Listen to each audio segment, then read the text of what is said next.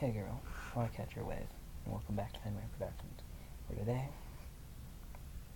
I don't know, I'm tired, and I want to go to sleep. It's almost 11, and that's a lot past my bedtime. But yeah, this chapter is kind of long, so I'm just going to jump right into it. Chapter 29, New Discoveries. Title drop, roll credits. The afternoon quickly degenerated into evening as Celsius began its head over the town. Even though the clouds were still covering the sky, it was still pretty clear that the night was approaching.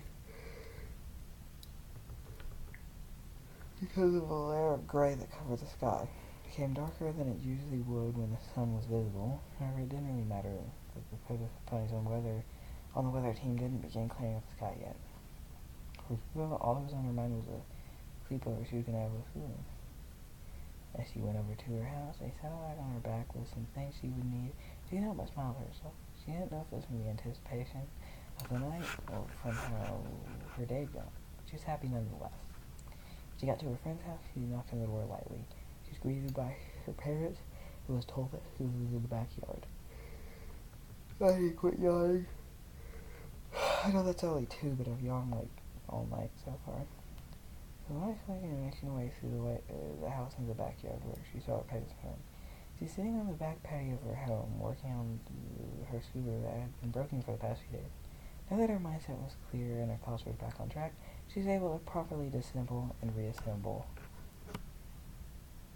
her favorite mode of transportation. Curiosity began to open through her. She wondered if she was working outside on her scooter when the night was quickly falling upon them, because it's in her backyard of her own house. And aren't scooters typically used outside? Well, I know scooters typically used outside. I used to, do sick tricks on them back in my day.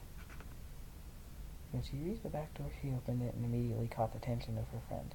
When she saw it was her, both of them couldn't help but smile, their cheeks beginning to turn a small shade of red. Why does that keep happening? I don't think this is a learning experience right here. She said as she closed the door behind her.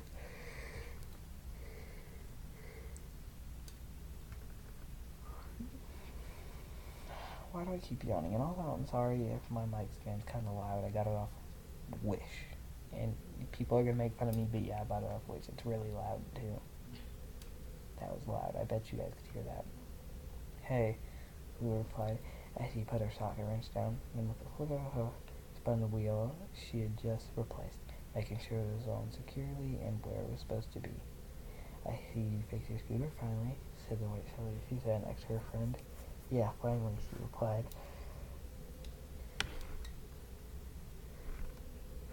I yawned one more time, she replied as she leaned the scooter on the ground. I've been meaning to fix it during the storm. I'd been meaning to fix it during the storm. I don't know if that's correct grammar or not, because maybe it is. It's just used in a weird way, but I'm not sure. But I'm pretty sure that needs to be I'd been meaning to fix it during the storm. Or I meant to fix it during the storm. But I didn't get around to doing it for obvious reasons. She smiled nervously, knowing what she was talking about. Sorry about that. No big deal. I think I got that right. My gosh. It doesn't matter. If you fixed it during the storm, you couldn't do anything with it anyways.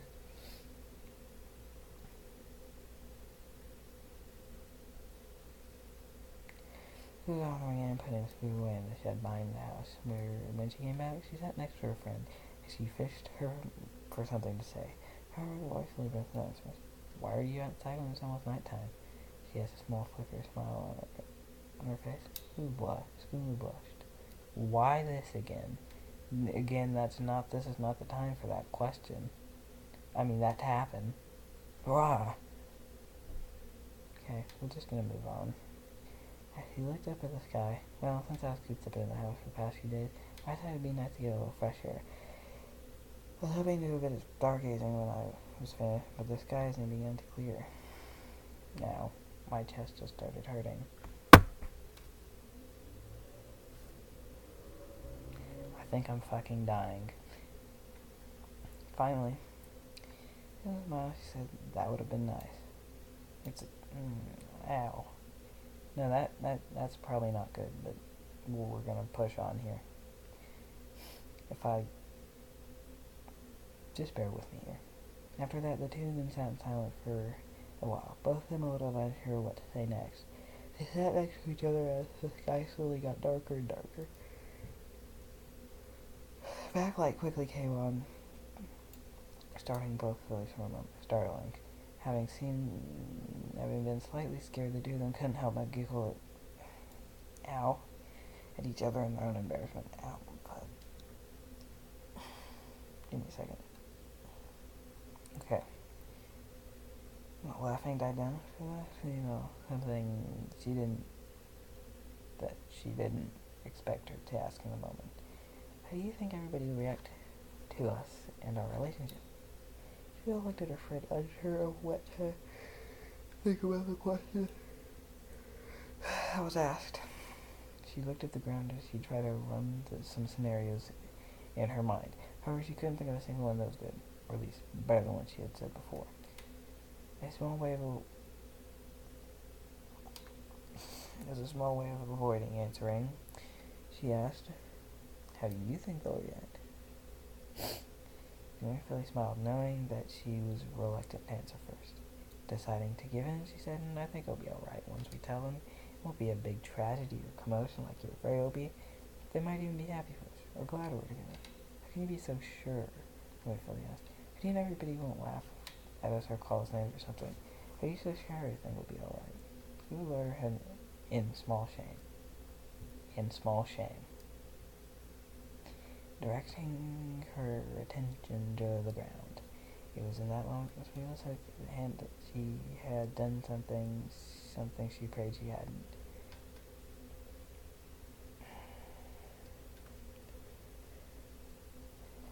"Did you tell anybody about this already?" she asked, her eyes widening.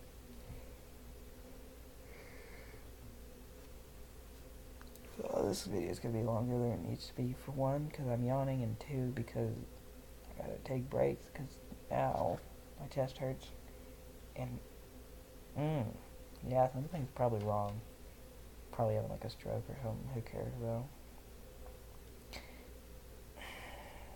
Looking at her friend, she closed her eyes and simply nodded.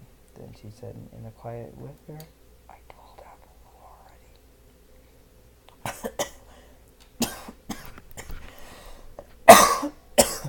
I just choked on spit. Nasty.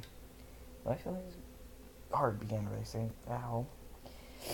And something began stirring up in her stomach. Also, by the way, it might seem like it, but I'm not exaggerating.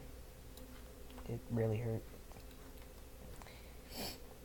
Something began stirring up in her stomach. It wasn't out of anger towards Wheeler for telling somebody about their relationship, but fear. Fear how the information question was going to take it. What? To what? How?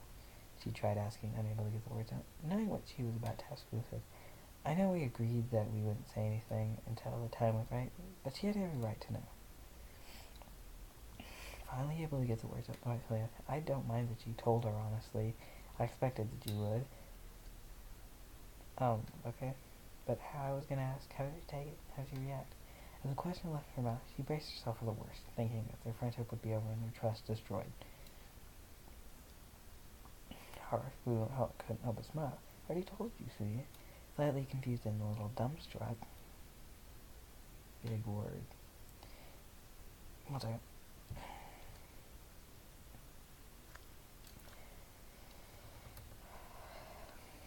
Wheeler looked at her friend and raised an eyebrow, unsure of what he meant by that. "What do you mean?" she asked, a confused look on her face. "It's like I said," Wheeler began. "It's not the big commotion that you were afraid of it would be. She's actually quite happy that we're together like this." I admit that she was a little surprised to find out that it was me you had a crush on the whole time, but when I explained it to her that you had actually implied it was me from the start, she actually found it quite funny. In short, she took it really well and wished us the best for us. Again, they should make a movie out of this. Do it. Somebody go, pitch this to, I don't know, a smaller movie company, because I don't think a big movie company would take something like this. Hey, you know, thinking about stuff, they, they've accepted, a lot of people, movie companies have accepted weird movies, like Point Break. Although, and somebody accepted Better Off Dead, which is a great movie, but I don't know who accepted that. That's off topic. Still a little shaken by the response. So, when did you tell her? Shortly after leaving you, when we entered town. I came to town to check on everybody and see if we were right. She came to the boutique, but was surprised when she saw it was closed and nobody was home. She had just come over to my place when I got there and was wondering where you were. It was then that I told her. I was lost for words. She wasn't angry at all. Quite the contrary, actually. However, what surprised her was the response she had gotten from your friend down the line.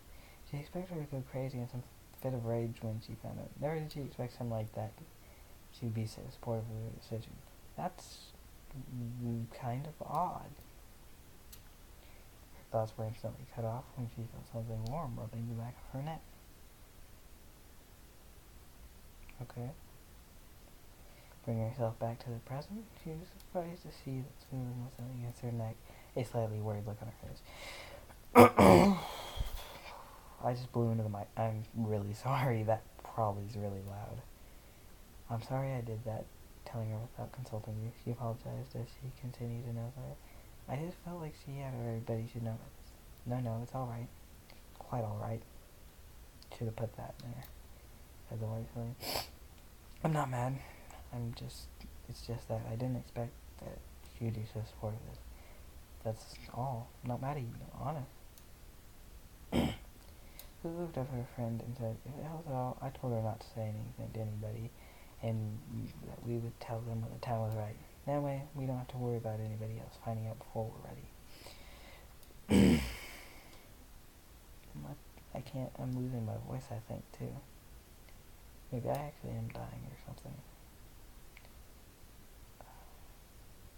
Seeing the sorrow in he eyes. I found another mistake. Seeing the sorrow in he eyes. So he simply smiled and gave her a small kiss on her lips, showing her that it was alright and nothing was wrong. Should I whisper? I should just whisper read the next one, shouldn't I? The next chapter. It's okay, I forgive you, she said, a smile on her face. Like I said, somehow I knew you were going to do this. Not totally unexpected.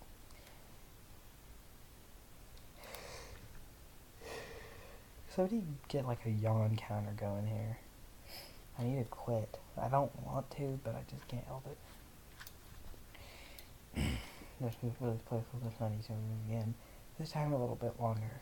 It might have been just because the night before it, they savored every moment, like it was their last day, and of course we got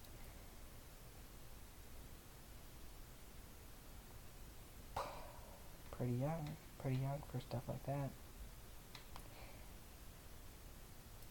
The two of them released their kiss, and they looked into each other's eyes, both of them smiling and blushing. See, that's supposed to happen.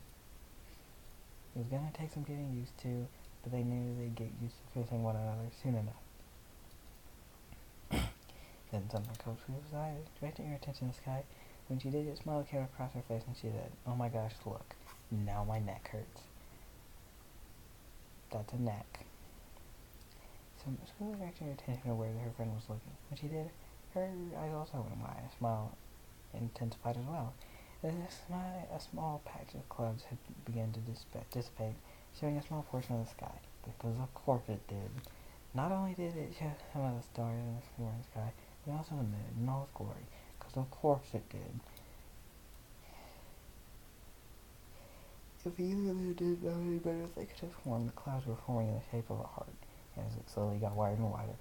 Because of course it did. I try not to move my mic stand as much as I can because it's loud. I'm sorry. I try not to make excess noise into the mic because my mic picks up a lot of stuff for some reason. The two of them stared at the sky, both of them with smiles on their faces. There wasn't any doubt through the lines that the princess and I had done this for them. She couldn't prove it, but she had a feeling when it was responsible for the formation. Because of course, this was lightly nuzzling her like she had done before. As she did, he felt the kiss on her forehead next to her horn. Then she heard a whisper, "I love you, sweetheart." Sweetheart whispered and blushed. That's when that's supposed to happen. And she replied, "I love you too, Scarlet. Always and forever." Knock on wood. Because people always say that and it never works. It never works out, especially in stories like this. Something might even happen at the end of the story. I doubt it, but maybe. As the two looked at the sky, they both rested their heads on one another.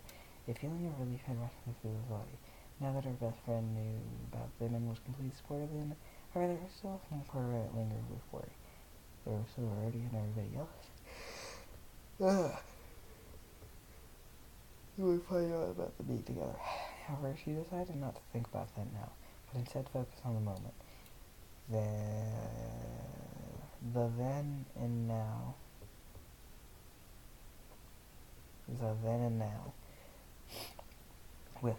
Granted, she would have to tell her sister the truth about them, but she didn't worry about herself about it now. She wasn't sure how to food. She couldn't help but thank Princess Luna, who, because of her, that all this was happening now, had come to be. If she hadn't talked to her that night, she wouldn't have been able to find the courage to tell the truth about her hands. For that, she was thankful. She wasn't complaining at me. Ever since that fateful night with the Galacorn, she discovered that her best friend had the same feelings for her, and that telling her how she felt was better than keeping it hidden away and lying to them about it. Also, she discovered that what Princess Luna said to her, that night was also true. As long as you follow her heart and stay true to the feelings that follow, love will always find a way. We are almost done. We have 2 more chapters left. And then we'll be done. Dang. I don't really have anything else to say. So, Survivor Productions, signing out.